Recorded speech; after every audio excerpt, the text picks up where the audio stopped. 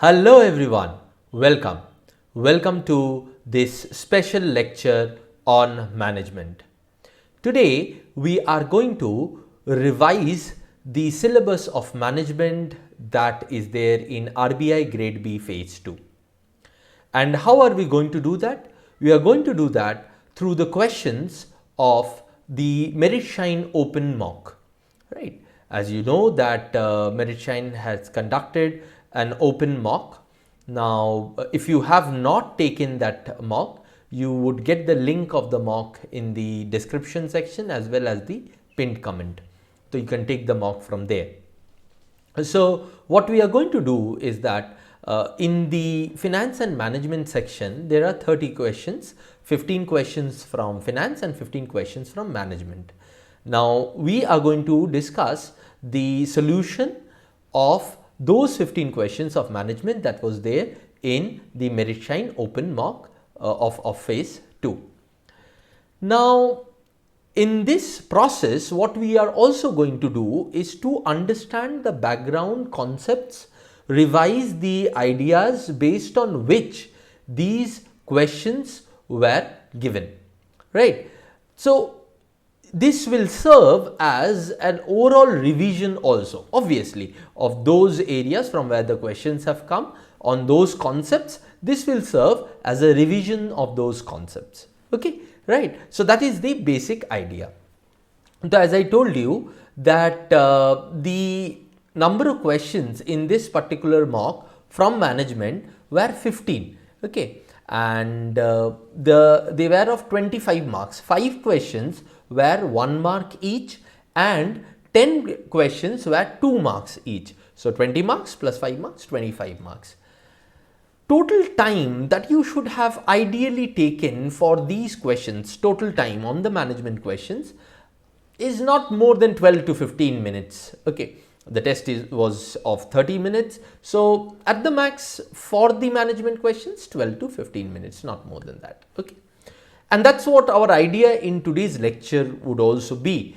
So as I told you that we would be revising the concepts from where the questions belong to side by side as I discuss with you the solution of the questions.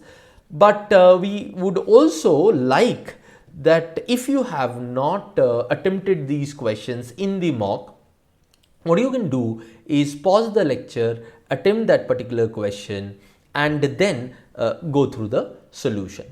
Okay, so that is something that would be expected from you because these questions would test you on your ability to think on those concepts and arrive at an answer.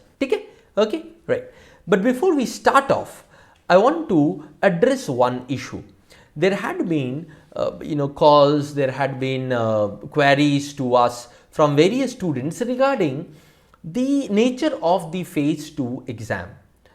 Now you see, what would come in the exam, no one knows that, right? What we can do is prepare ourselves for all the challenges that RBI might think of, right?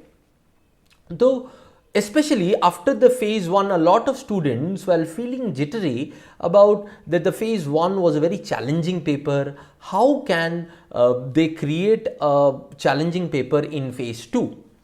So that is something that I would want to address. First of all, how can the paper become more challenging? There are 2 basic ways in which they can make a knowledge paper more challenging, right? Just like the general awareness section of Phase 1, they made it more challenging by introducing longer questions. You remember, right? So there had been many students who told me after coming back, sir, we couldn't read all the questions. They were so long. So that is one. In knowledge based paper, if I increase the length of the question, then the paper becomes more challenging. That is one. Okay. Second, by putting application oriented questions rather than direct theory questions, right? So mini case based questions, mini caselets. Now this is something that RBI does. I mean, if you look at the previous year's paper also, there had been instances when they had approached the topic from a mini caselet point of view when creating questions based on that topic. So it might be expected that if they want to make a challenging paper, they might also take that route, or they might mix these two routes and take it. Now, having said that, please understand, if a paper is challenging, it is challenging for every one of you. All those students who are sitting there for the exam, it's challenging for everyone. So what would ensure that one person gets in, one person performs efficiently and another person does not, is the attitude with which you are going to approach the paper. You're getting my point, right? The attitude with which you would approach the paper, that would ensure whether you are effective, efficient, or you are ineffective, inefficient. Okay. I hope you want to be in the former category. So for that, there are 2-3 things that you need to keep in mind. First of all, do not panic. As I told you, if the paper is challenging, it is challenging for everyone. So do not panic. Second, read the questions carefully. Because a lot of times when the questions are long or there are caselets based questions, we tend to become distracted because we are not very much habituated to reading long sets. Therefore, we start thinking about what would happen if we can't attempt this question. What would happen, all sort of thoughts which are not related to the examination, that comes on coming. So you'll have to stop them from coming and focus on the job at hand, and that is reading the question, solving the question. Bas.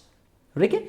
So read the question carefully and then use your knowledge as well as the common sense that you have together and mix it up to approach the answers. This is especially true for application oriented questions. Okay? So this is something that I wanted to talk to you about, because see, this is very important. If the paper comes challenging, what we would want is that you as our students perform better in it rather than the other people. But that would only happen when you keep this attitude with you, right? Calm and composed, and knowing this, that this paper is going to be tough for everyone. So I do not need to panic more than what is necessary. Just be cautious, just be careful, read the question, leave the question which you cannot answer the question which you can, but that's it. Keep it simple. Okay, so now we will move on to this mocks analysis and solution and the concepts behind that. And to give you an idea about how a challenging paper would look like in management, I had created questions like these, like the one I talked about in this mock.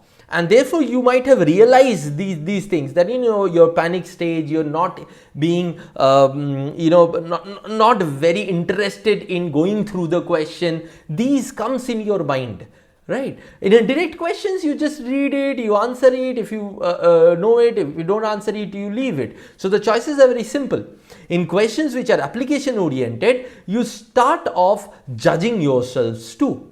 Right, and that's why I created this paper, so that you are not a novice, you are not uninitiated when you go inside the paper.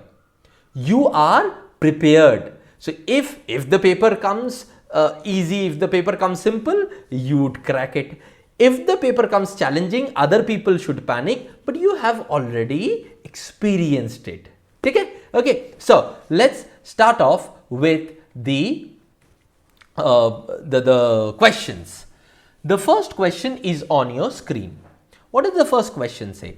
This was one of the simplest question and direct question too. Blank skill is important at all levels of organization. Let me give you the concept first, and then I'll give you the answer also. The concept here is the skill and levels of management, levels and skills of management. This we have done in other lecture also, I suppose, but I'll just explain it another time. So these are the 3 levels: level 1 operational, level 2 middle, and level 3 the top level. Now there are 3 kind of skills. Skill number A is the technical skill, skill number B is human skill, and skill number C is conceptual skill. Okay. The question is, which skill is important at all levels of organization? Now I can see that if I look at the skill sets, human skill is needed in top management also, it is needed in middle management also, it is needed in operational management also. Conceptual skill is needed in top management and middle management, but not much in operational management. Whereas technical skills is needed in operational management and middle management, not much in the top management. So therefore, at all levels, which would be the skill? Yes, it would be human skills. Okay. So we revised the concept also and we found the answer too. Right? Okay. Chalo. Question number 2. Individuals such as Bill Gates, Warren Buffett and Steve Jobs lead through which kind of power? Now see, this is one of the easiest application oriented question that was there in the test. Now what are we going to do? We will have to see that how much we could have scored in this paper, right? And whether that score would have been good for us or not. So the previous question, if you have done your studies, this question comes in the first 2-3 lectures only. The first 2-3 chapter studies of management, you get the previous question.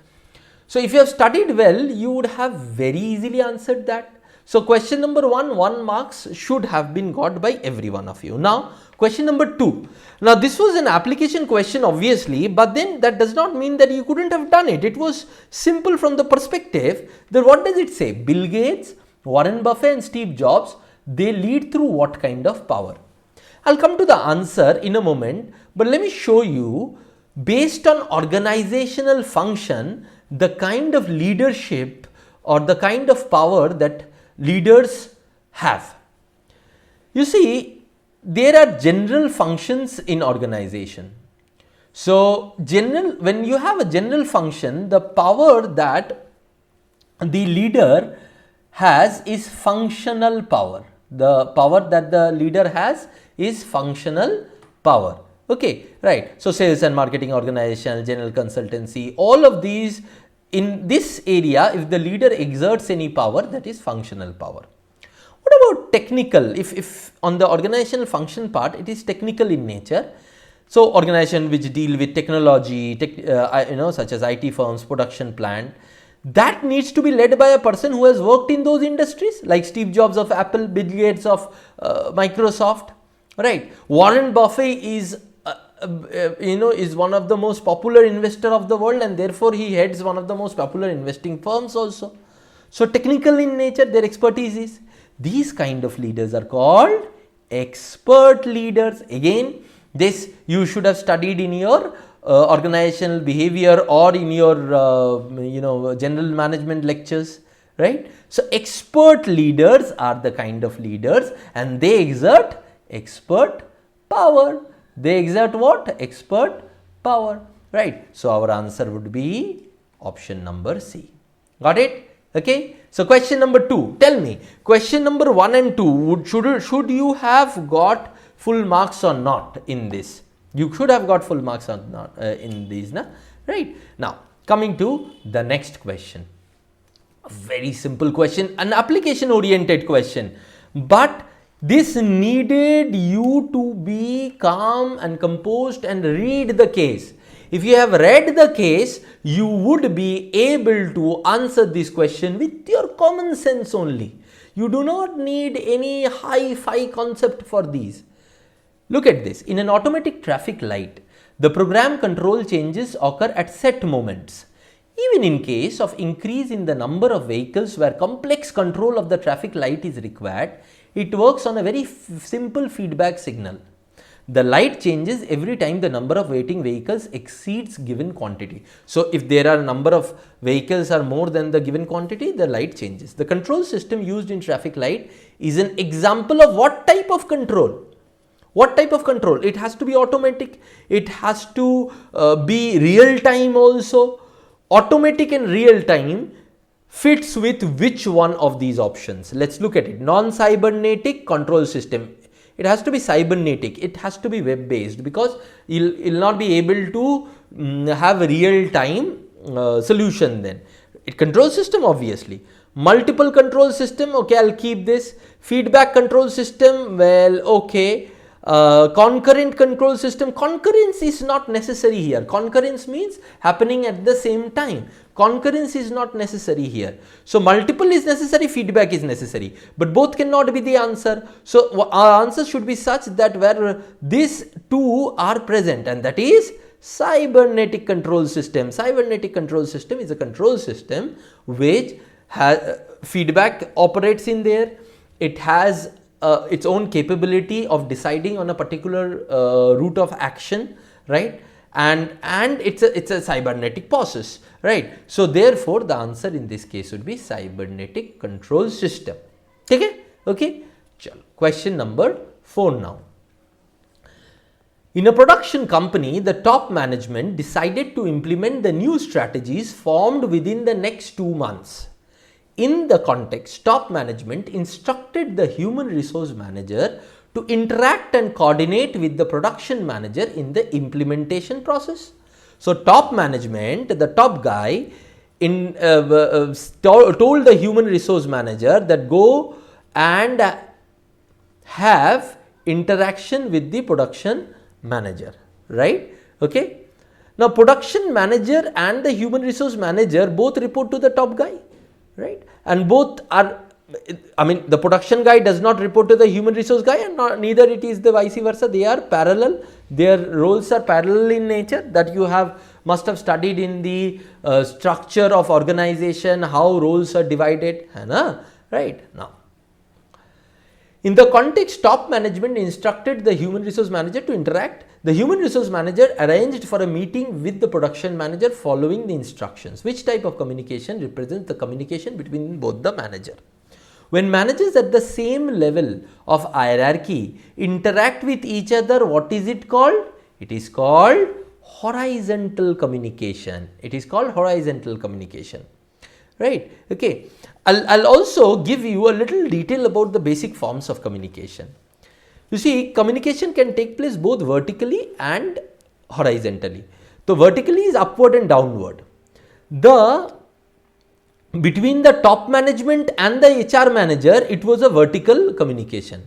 Between the production manager and the HR manager, which the question has asked about that, it is the horizontal communication, right? And therefore the answer.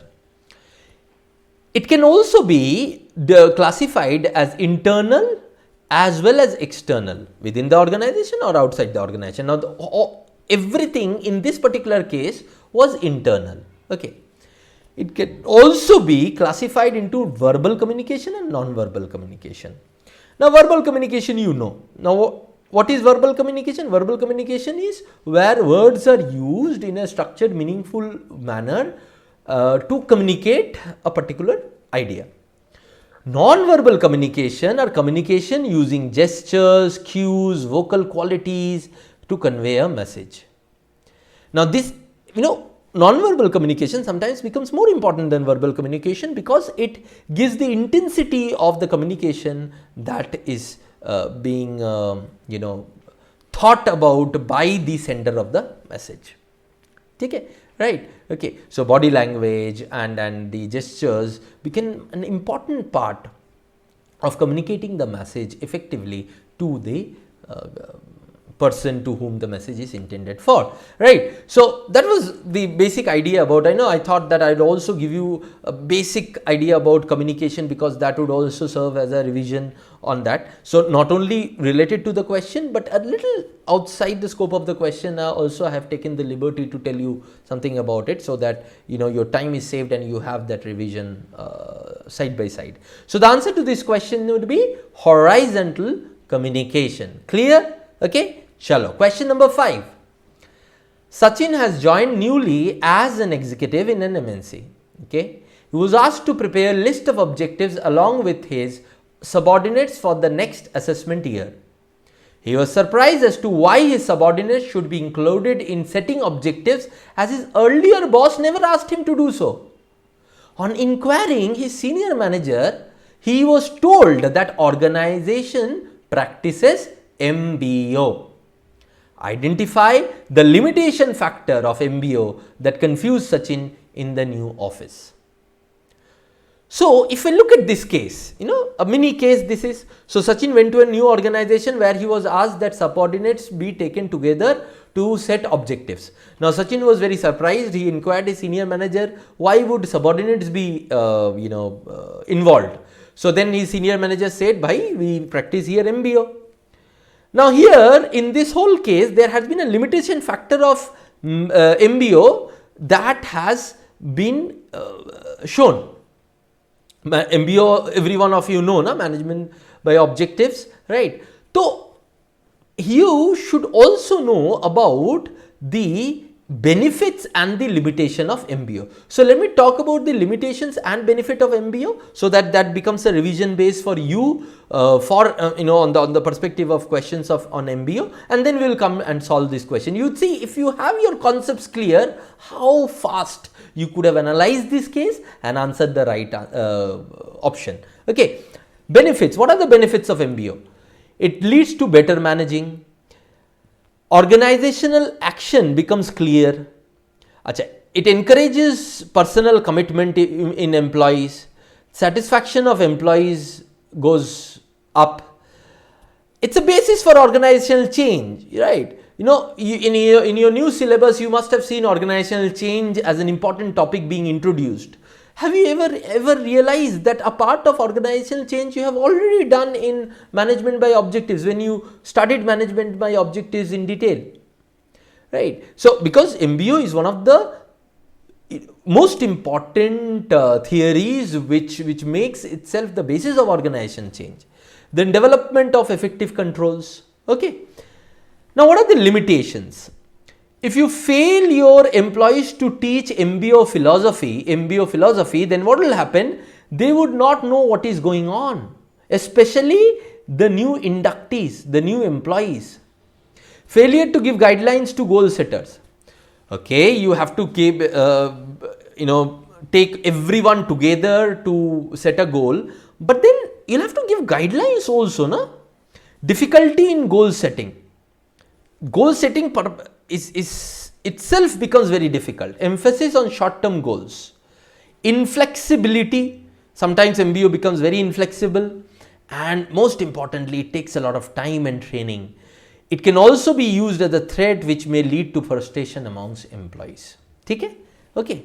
Now that you know both benefits and limitation of MBO, tell me which is the limitation factor of MBO that is leading to Sachin being confused.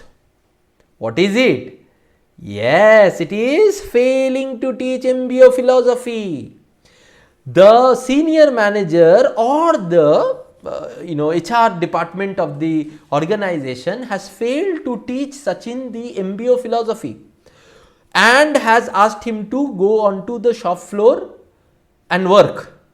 Now, my dear friends, if you do not teach someone on MBO philosophy and expect him to do according to that philosophy, that is unfair, right? And that's what has happened with Sachin. So, therefore, the limitation that we are looking at in this case, my dear friend, is failing to teach MBO philosophy. Now, if you knew this, my friends, would it not have been answered within 30 to 45 seconds? Tell me. Would it not have been answered within 30 to 45 seconds?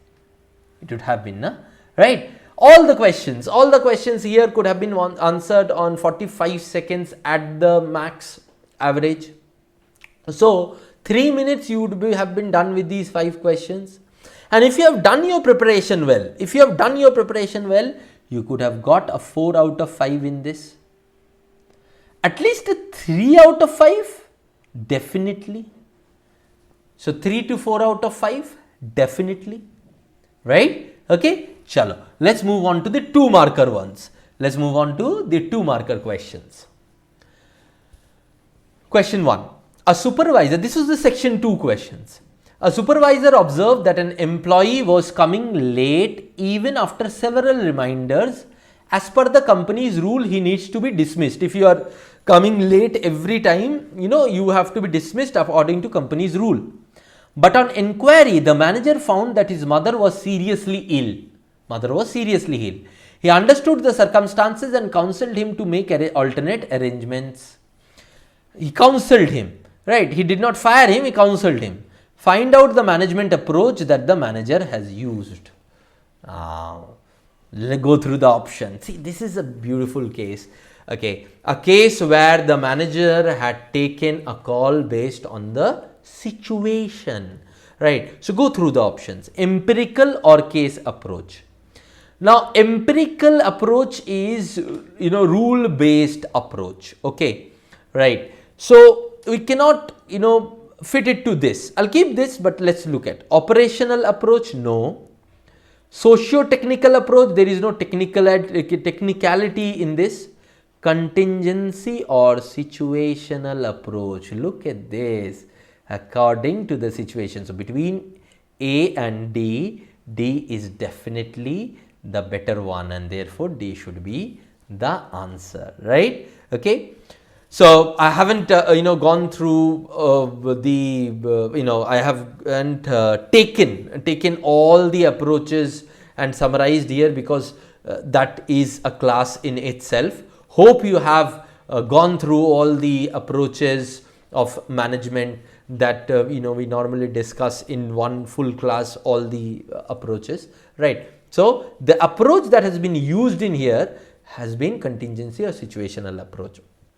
As a matter of fact, this is something we cover in 2 classes, not 1 classes. In our lectures in management 3 and management 4, I most probably I covered these 2. So 2 lectures worth. So hopefully you have done. If you have not done, then go and go through these approaches, because these would be very important from the perspective of the exam. Okay. Chalo, question number 2. So if you had known this, even with your common sense, you could have answered the question number 1. But then if you had known this, definitely you could have answered it. Okay. So 2 marks question. Now, Reliance Industries, question number 2. Reliance Industries Limited manages textile fabrics and a range of petrochemical products.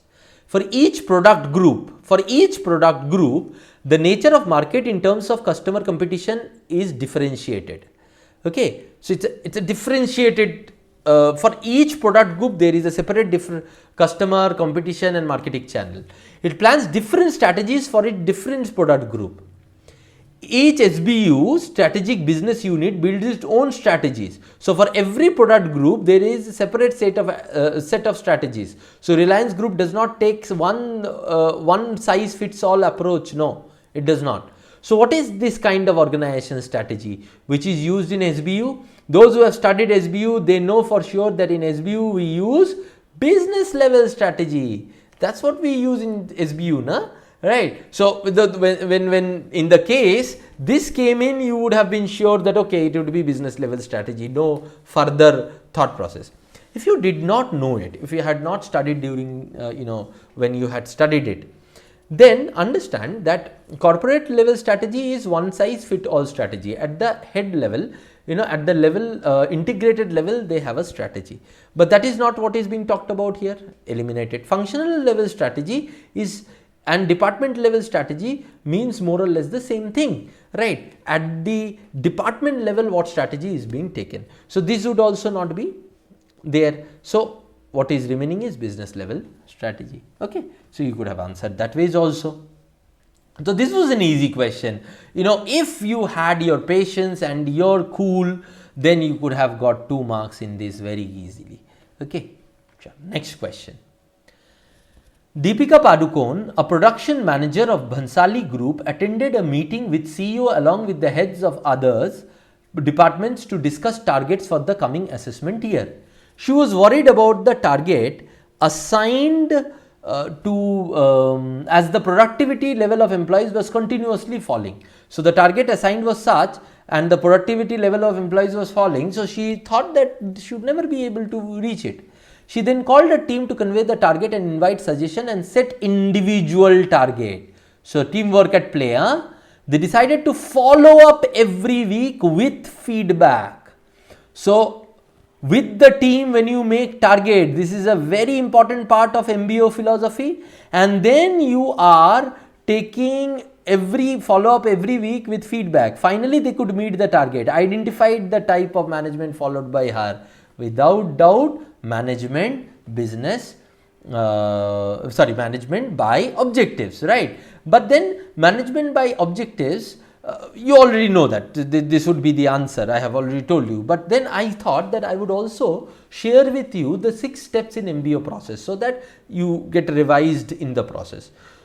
Step 1, developing overall organization goal.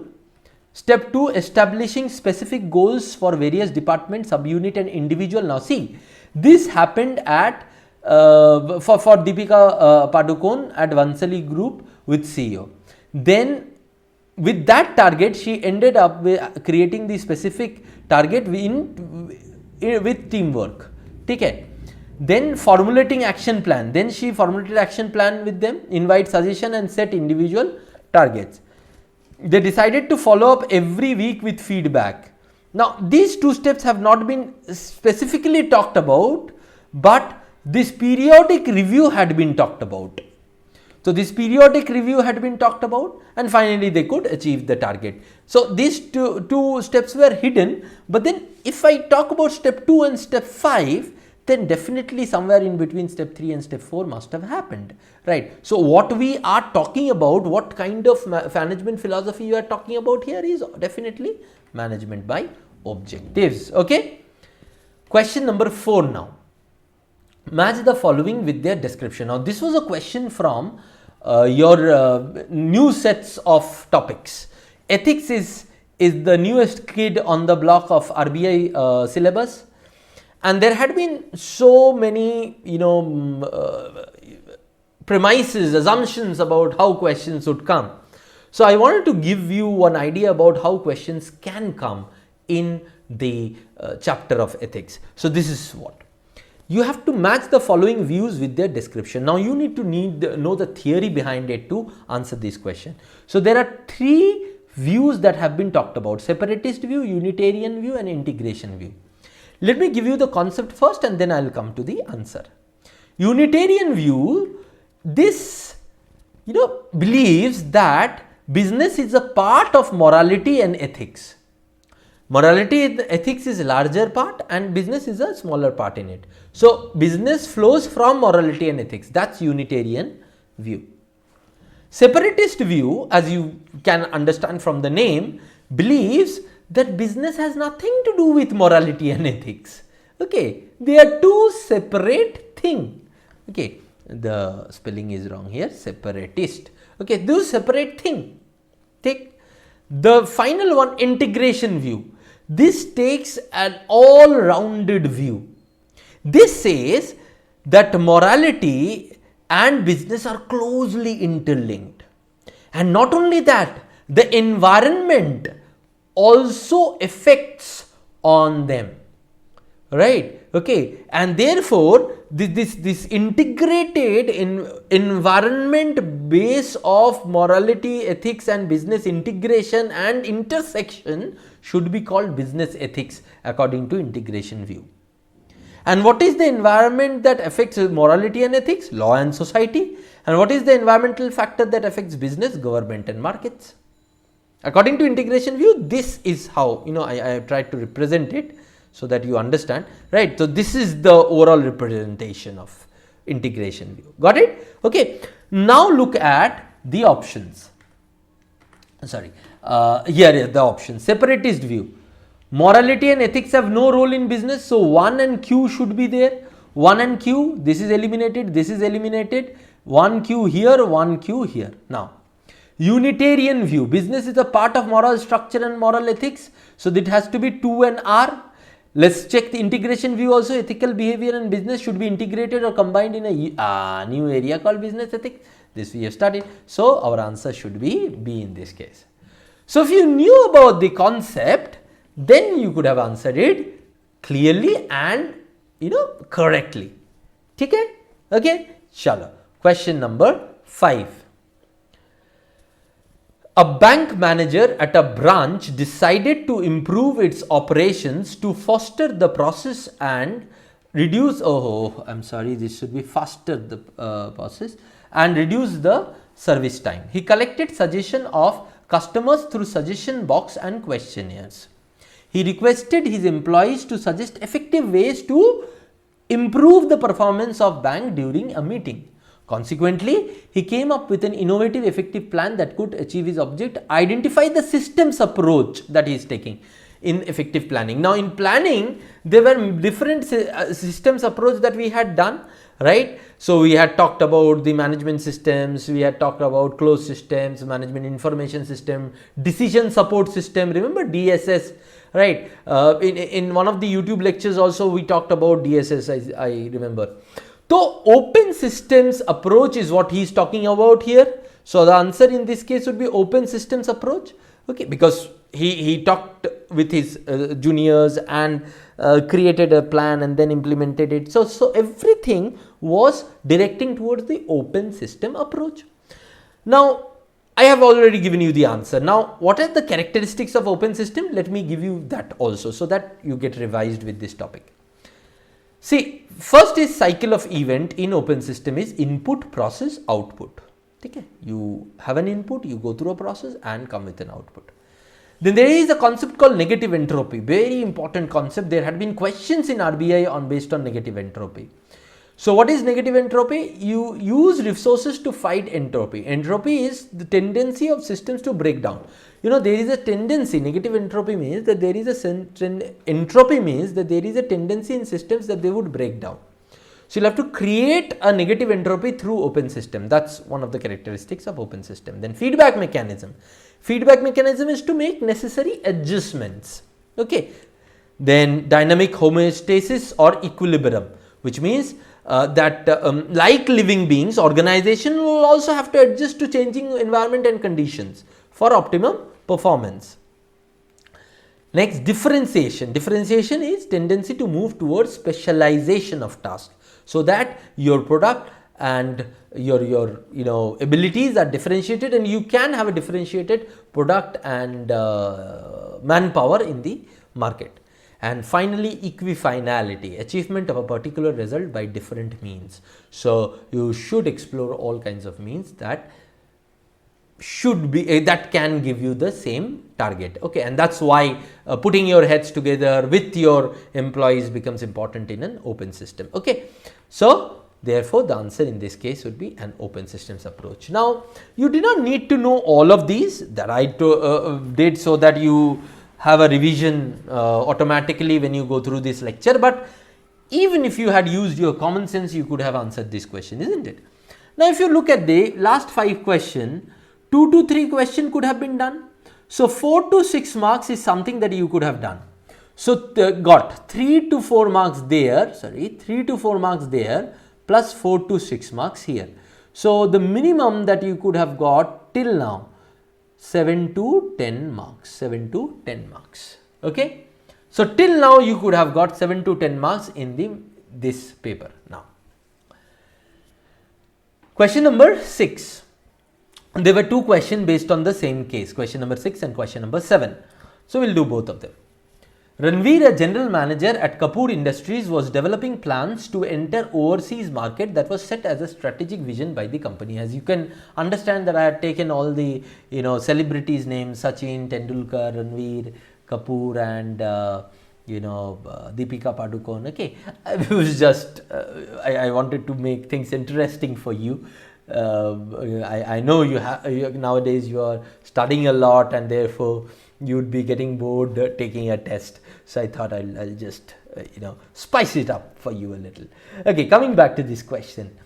So, after a SWOT analysis, Ranveer chose a specific country. SWOT analysis, strength, weakness, opportunity, threat, but found that several competitors with similar products have entered the market recently. Okay. Ranveer discussed with superiors and decided to choose the promising opportunity of introducing a new product. So, whatever product Ranveer had, that competitors of those products were already there. So, Ranveer thought that they would introduce a new product. He developed plans to challenge the competitors through marketing efforts to introduce a new product to challenge competitors successfully. So, if you look at from the perspective of Michael Porter's model, Ranveer is giving an alternate product, okay. Right, new entrant, threat of new entrants of Michael Porter, That is what Ranbir is trying to do to his competitor. Okay. Identify the element of planning that helped Ranbir to meet the competition. Now, for this you need to know the elements of planning, or rather the 8 steps in planning process. And each steps has elements associated with it. I'll talk about the steps and then I'll talk about the answer. Step 1, analyzing opportunities, which Ranveer did. Establishing objectives, then determining planning premises. Now see, here when Ranveer got through analyzing the opportunities, he ended up with an alternate plan. Now that is part of what? This is step 3, sorry, I wrote it wrong. So that is part of determining planning premises, right? If you go into planning process in detail, coming with an alternative was a determining planning premises, right? So what would be the answer in this case? Now we know it would be planning premises, but I'll also tell you about the other steps: identifying alternatives, evaluating available alternatives, selecting the most appropriate alternative, right? So these are paths which are there and there are elements associated with it. But what Ranveer said was that for competition, he is going to introduce the new product and would direct the marketing efforts towards it, right? So that is part of determining the planning premises, what he wants to do. Now please understand, here the question is not about identify how he came to the new product. If that had been, then identifying alternatives, evaluating available alternatives would have been the case. That is not discussed in the case. The case says how is he going to face the competition with the new product. He would go with the new product that is already there, right? How is he going to face the competition? He is going to face the competition by creating a plan, creating a premise for that, and that would come in this. Undoubtedly, this is one of the most difficult questions, okay? And therefore, not having an idea about the management theories in detail, would not help you in answering this question. But this was only one question. This was the only question, where I would say that you couldn't have gone ahead without your, comprehensive understanding of management as a subject, right? Okay. Now, question number 7, and obviously the step 7 is implementing the plan. This is 8 steps of planning process where we have. Now the planning premises is with this part. Okay. Now coming to this. In the previous question, Ranveer took the help of his subordinates in exploring the in the previous one, the 8th step is creating a feedback network, which I did not put in there. So the 8th step would be creating a feedback network. Okay. Now Ranveer took help of his subordinates in exploring the overseas market and new challenge to introduce a new product in place of similar product. Name the factor that helped him to effectively implement the strategy. So here was a question. Now see, question number 6 was knowledge and application both oriented. Now question number 7 was common sense oriented. Go through the option. He has a new product. He took help of his subordinates in exploring the market and introduced a new product in place of similar product. Okay. So how is he implementing the strategy effectively? Developing an appropriate fit between organization structure and planning needs? No, structure is not there. Creating a proper organizational climate? Maybe, but I'll not go with it, but I'll keep it. Reviewing strategies regularly? Well, that has not been talked about. Ensuring action plans to reflect major objectives and strategies? Yes, that's what is happening. Maintaining strategic HR control? No, irrelevant. So therefore, D would be the answer. See, look at it. This was one question you could have answered through your common sense. Because what he is doing is creating action plans to fit his objective, his target, and creating strategies based on that. Okay, right. So this is something that you could have answered based on the identity of the case, Question number 6 you couldn't have answered without comprehensive understanding. But what about question number 7? That's why I say don't leave questions. Okay, read it and then leave it. Question number 8. A very simple case, if question number 6 was difficult, this was one of the easiest question in the 2 marker ones. It says that Amir is a sales executive. One day his sales representative reported a customer complaint regarding quality of the tools. Amir forwarded the complaint to his manager, and manager in turn passed it into central manager. Amir has been following up since then, but it was almost a fortnight from the day the complaint was registered. No solution was offered to the customer. What aspect of management is responsible for the delay? See, Amir forwarded to manager to the central manager, and maybe he had forwarded it further, we don't know. But then there had been 3 levels to address a customer concern. So what does it, it's a structural delay. It's a delay due to the structure, and that is also clear from the options too, because the question is directing towards our options which are all structure oriented. So which structure should be the one? Obviously tall structure. Tall structure refers to those structure which are long winded, a tall hierarchy, an hierarchy where there are a lot of people, okay, not a horizontal setup of organization, a vertical setup of organization. Okay.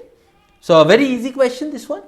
Question number 9, another question which was, I created this question from one of the previous year. As a matter of fact, there were 3 to 4 questions. One was on the Mbo, another question in the 1 marker, and this question. These 3 questions were created on the basis of previous year RBI question. I took the previous year RBI question, changed the scenario and created a similar question based on that. Okay, right. So if you look at these questions were not very difficult, yes, but they would have taken your intelligence, your smartness, on the feet thinking. Okay. Now let's see this one. So there were rumors Anushka hired as consulting firm and to conduct a market comparison, and before she decided about promotion. Soon after a rumor started circulating that a specific group of professionals were going to have their salaries cut as a result of comparison. Staff members did not ask their manager. Rumor spread like wildfire. Immediately, Anushka called an emergency staff meeting and addressed the issue by providing with the facts and gave an opportunity to the employees to speak. What do you call this kind of communication, this rumor circulation in this case, in organization? This is going on in an informal setup, and in an informal setup, what kind of communication happens, my dear friends? Grapevine, right? Let me give you all types of communication in all setup. Organization information flows in 4 ways through the internal communication network. First, downward, superior to subordinate. Upward, subordinate to superior. Lateral or horizontal, between employees at the same hierarchical level. This is what we saw in the one of the previous question on communication, remember? And finally, informal, the grapevine. Okay, right? So here the answer would be grapevine. Okay, so that was the 9th question. The last question now, the final question. Bahubali is from a middle class family, and immediately after his higher secondary school, he had to look up for a job. He secured the job of a salesperson in a big mall where his earnings were sufficient to satisfy his primary needs such as food, clothing and shelter. After 1 year, he got increment in the salary and he started making savings in the bank. Under Maslow's need hierarchy, which 2 needs of Bahubali are satisfied? Let us look at Maslow's need hierarchy first. The first, food, shelter, clothing, is what? Physiological need, part of basic needs. And the next, savings in the bank, safety need, security need, another part of basic need. Right? There are 3 categories of need, na? Basic, psychological and self-fulfillment need. In basic, physiological and safety needs come. In psychological, belongingness and love need, also known as social needs, then esteem needs, self-esteem needs, and self-actualization need is the final one, self-fulfillment need. Okay, right? So in here we are looking at the first two level, and the first two level is being talked about in the first option, physiological and safety and security need, right? Look at this. This question was easy. Last two questions were easy. The last question was based on the concept that if you have even done the basics of communication, you could have done it. So we are seeing my friend, that in the 2 marker ones, my dear friends, in the 2 marker ones, there are at least 6 questions to 7 questions that you could have done. So 12 to 14 marks that you could have got here, and 3 to 4 marks there. So you could have got easily 15 to 18 marks in this paper.